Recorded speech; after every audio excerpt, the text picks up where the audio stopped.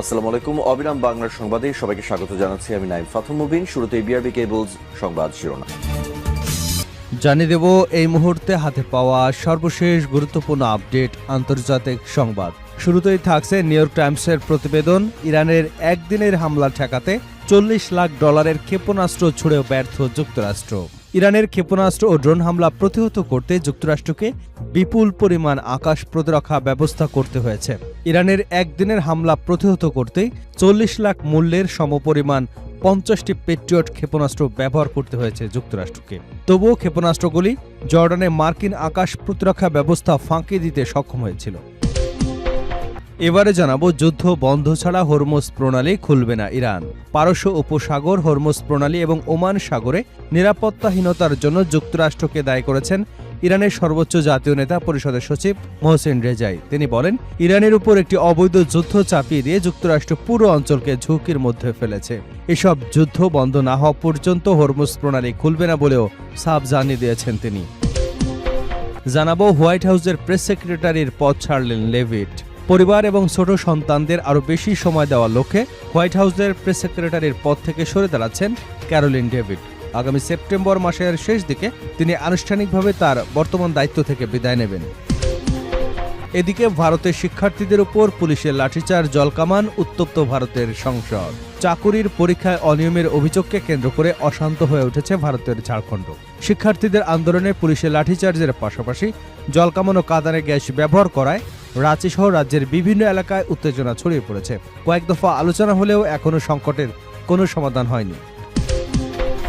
এবারে থাকছে, পারস্য উপসাগরে যুক্তরাষ্ট্রের একটি যুদ্ধজাহাজও নেই, জানালো ইরান। পারস্য উপসাগরে মার্কিন সামরিক উপস্থিতির চরম পতন ঘটেছে বলে দাবি করেছেন ইরানের ইসলামিক রেভলিউশনারি গার্ড কোরের মুখপাত্র কমান্ডার মোহেব্বি। তিনি বলেছেন, ইরান যুক্তরাষ্ট্রের সর্বশেষ যুদ্ধের পূর্বে এই অঞ্চলে প্রায় 30 থেকে 40টি মার্কিন যুদ্ধজাহাজ অবস্থান করলেও বর্তমানে পারস্য উপসাগরে কোনো আমেরিকান যুদ্ধজাহাজ নেই।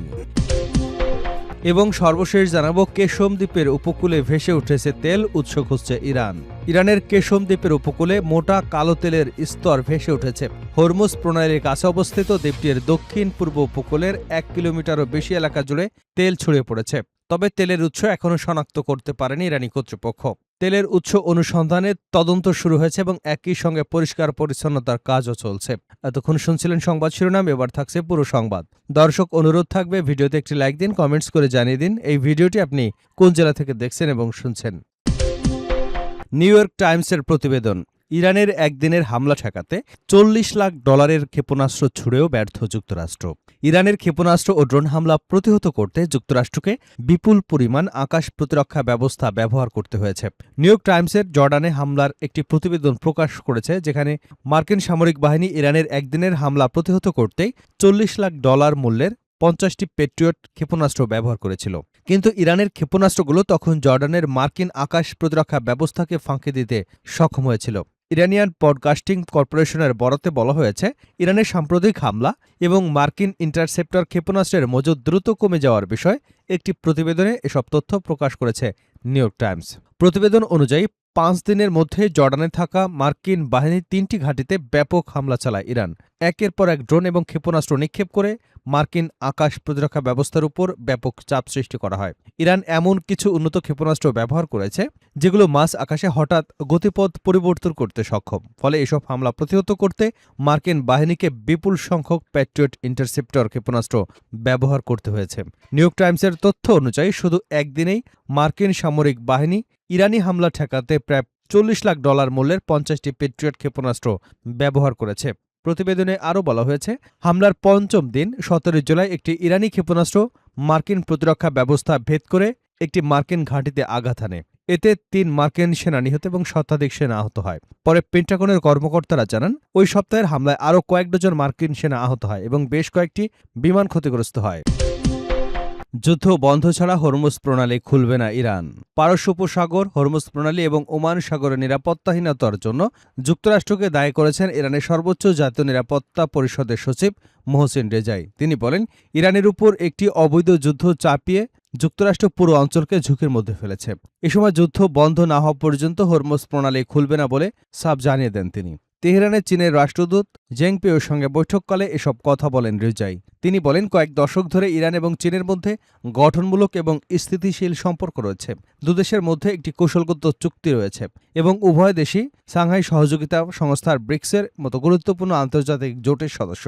তার মতে ভবিষ্যতে দ্বিপক্ষীয় সম্পর্ক আরও বিস্তারের জন্য একটি বড় সুযোগ।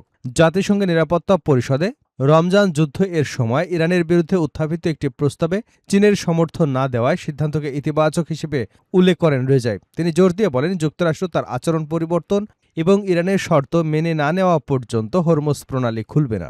যুক্তরাষ্ট্রকে যুদ্ধের অবসান ঘটাতে হবে, ইরানের জব্দ করা অর্থ ফেরত দিতে হবে এবং লেবানন ও গাজাসহ পুরো অঞ্চলে যুদ্ধ বন্ধ করতে হবে। এছাড়াও ইরানের কিছু শর্ত রয়েছে যা মধ্যস্থতাকারীদের মাধ্যমে যুক্তরাষ্ট্রের কাছে পৌঁছে দেওয়া হয়েছে।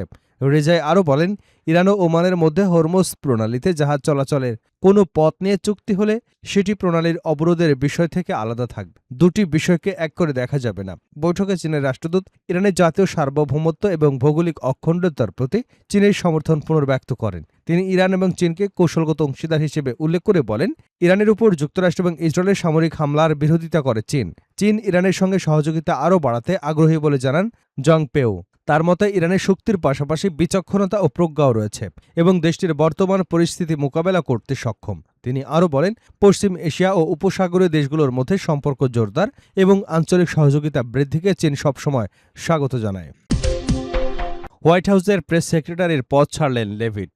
পরিবার এবং ছোট সন্তানদের আরও বেশি সময় দেওয়ার লক্ষ্যে হোয়াইট হাউসের প্রেস সেক্রেটারির পদ থেকে সরে দাঁড়াচ্ছেন ক্যারোলিন লেভিট। আগামী আগস্ট মাসের শেষ দিকে তিনি আনুষ্ঠানিকভাবে তার বর্তমান দায়িত্ব থেকে বিদায় নেবেন। খবর ওয়াল স্ট্রিট জার্নালের। বুধবার মার্কিন প্রেসিডেন্ট ডোনাল্ড ট্রাম্প তার নিজস্ব সামাজিক যোগাযোগ মাধ্যম ট্রুথ সোশ্যালে দেওয়া এক পোস্টে ক্যারোলিনের পদত্যাগের এই বিষয়টি নিশ্চিত করেছেন। গত মে মাসে ভিভিয়ানা নামে দ্বিতীয় কন্যা সন্তানের মা হন ২৭ বছরী ক্যারোলিন লেভিট।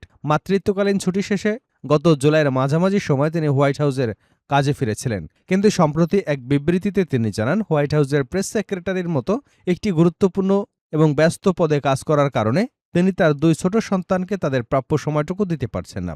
মূলত সন্তানদের প্রতি এই মাতৃসুলভ দায়িত্ববোধ থেকেই তিনি এমন কঠিন সিদ্ধান্ত নিয়েছেন বলে জানা গেছে। তবে পদ ছাড়লেও ক্যারোলিন রাজনীতি থেকে পুরোপুরি দূরে সরে যাচ্ছেন না। তিনি প্রেসিডেন্ট ট্রাম্পের অন্যতম শীর্ষ উপদেষ্টা হিসেবে বাইরে থেকে কাজ চালিয়ে যাবেন। পাশাপাশি রিপাবলিকান পার্টির এবং মাগা আন্দোলনের একজন প্রভাবশালী কণ্ঠস্বর হিসেবেও তিনি তার রাজনৈতিক ভূমিকা রাখবেন। প্রেসিডেন্ট ট্রাম্প ক্যারোলিনের এই পারিবারিক সিদ্ধান্তকে সম্মান জানিয়ে বলেন, তিনি হোয়াইট হাউসে একজন সত্যিকারের নেতার মতো কাজ করেছেন।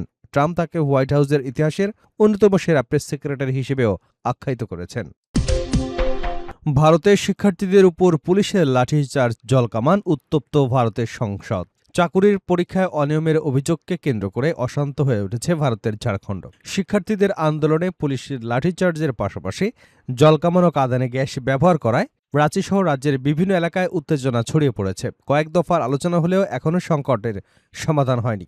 আন্দোলনরত শিক্ষার্থীরা সরকারের কাছে দুটি প্রধান দাবি জানিয়েছেন। তাদের প্রথম দাবি ২০২৪ সালের জেএসএসসি সিজিএল পরীক্ষা বাতিল করা, দ্বিতীয়ত জেপিএসসি এবং জেএসএসসি আয়োজিত বিতর্কিত পরীক্ষাগুলোতে কথিত অনিয়মের বিষয়ে পিআইবি তদন্ত করা। শিক্ষার্থীরা শুরু থেকেই জানিয়ে আসছেন, তাদের আন্দোলনের সঙ্গে কোনো নির্দিষ্ট রাজনৈতিক দলের সম্পর্ক নেই। আন্দোলনকারী ছাত্রনেতা পীযূষ বলেন, তাদের দাবির প্রতি সমর্থন জানানো যে কাউকে তারা স্বাগত জানাবেন, তবে কোনো রাজনৈতিক সংগঠনকে দলগতভাবে সমর্থন করছেন না। পরবর্তী কর্মসূচি ঠিক করতে মঙ্গলবার দুপুরে আন্দোলনকারীদের কোর গ্রুপ বৈঠক করা হয়। তাদের অবস্থান দাবিগুলো নিয়ে তারা সরকারি মুখ্যমন্ত্রী হেমন্ত সোরেনের সঙ্গে আলোচনা করতে চান। এর আগে সোমবার গভীর রাতে কোনো প্রোটোকল বা নিরাপত্তা ছাড়াই রাঁচির সদর হাসপাতালে যান ঝাড়খণ্ডের স্বাস্থ্যমন্ত্রী ডক্টর ইরফান আনসারি। সেখানে তিনি আহত শিক্ষার্থী দেবেন্দ্রনাথ মাহাত সহ অন্যদের শারীরিক অবস্থার খোঁজ নেন। অন্যদিকে ককরোচ জনতা পার্টির প্রতিষ্ঠাতা অভিজিৎ দীপককে ভিডিও কলে দেবেন্দ্রনাথের সঙ্গে কথা বলে সহমর্মিতা জানান এবং পুলিশের বল প্রয়োগের নিন্দা করেন। ঝাড়খণ্ডের এই পরিস্থিতির প্রভাব পড়েছে ভারতের সংসদেও। সংসদের মকর দ্বারের সামনে পাল্টাপাল্টি স্লোগান দিতে দেখা যায় দুপক্ষকে। এক পক্ষ রাহুল গান্ধী ক্ষমা চান স্লোগান দিলে অন্য পক্ষ থেকে ওঠে অমিত শাহর ক্ষমা চান স্লোগান।